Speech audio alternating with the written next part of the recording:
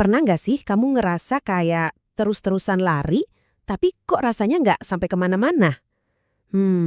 Yuk kita ngobrol sebentar tentang kesibukan dan apa sih yang sebenarnya tersembunyi di baliknya? Coba deh ingat-ingat, pernah nggak kamu ada di satu titik di mana jadwal itu padat banget? To-do list kayaknya nggak ada habisnya, tapi anehnya, di akhir hari yang kamu rasain bukan rasa puas, tapi malah hampa, kosong aja gitu. Kalau pernah, aku mau bilang, kamu nggak sendirian, perasaan itu nyata banget. Oke, pertama-tama ayo kita sama-sama akui satu hal. Rasa lelah yang lagi kamu rasain itu wajar banget. Di dunia yang seolah-olah menuntut kita buat terus produktif, merasa kewalahan itu bukan sebuah kelemahan loh, itu adalah respons yang sangat manusiawi. Coba di kita renungin sebentar ya. Kalau ada yang nanya, apa kabar? Terus jawaban otomatis kita itu sibuk, sebenarnya apa sih yang lagi coba kita sampaikan?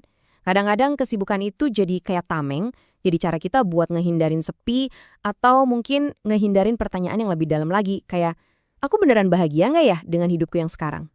Nah, biar lebih ngerti, yuk kita coba ngintip sedikit ke dalam cara kerja tubuh kita.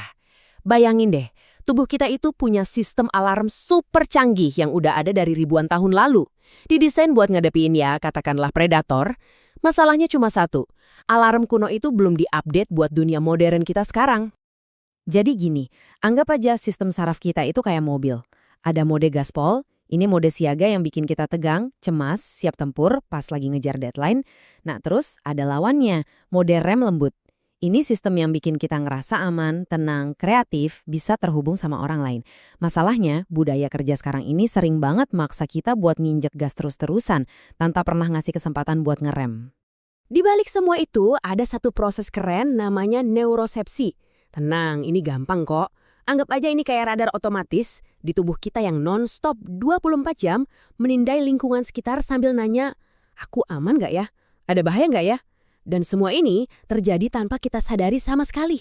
Nah, buat radar kuno kita ini, ancaman modern itu rasanya sama bahayanya kayak dikejar predator beneran.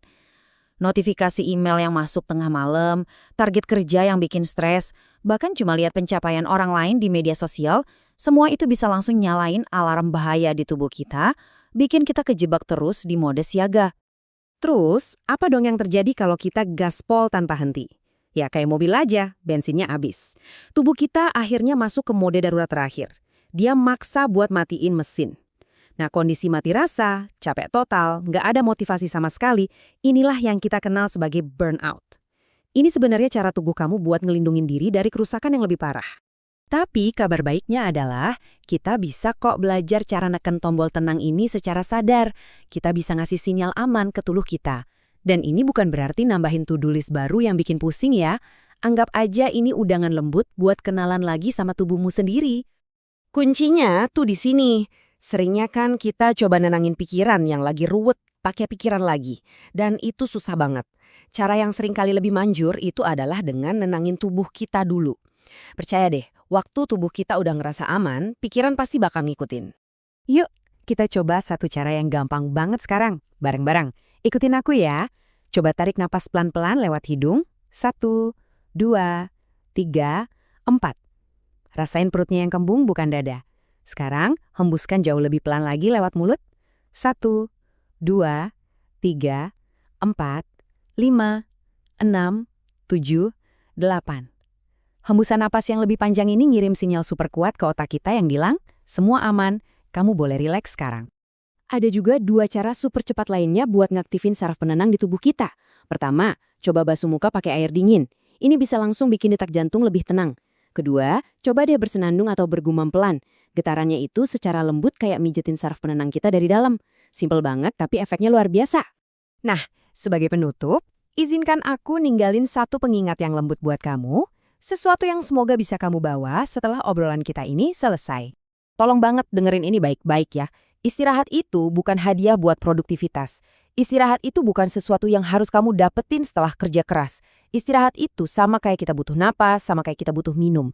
Dia adalah kebutuhan biologis yang paling dasar. Kamu berhak untuk istirahat, tanpa syarat apapun. Kamu nggak perlu kok ngubah seluruh hidup kamu dalam satu malam. Mungkin untuk hari ini aja, ngambil jeda sebentar buat satu tarikan nafas yang dalam, yang bener-bener kamu rasain, itu udah sebuah kemenangan besar. Itu udah lebih dari cukup. Jaga dirimu baik-baik ya.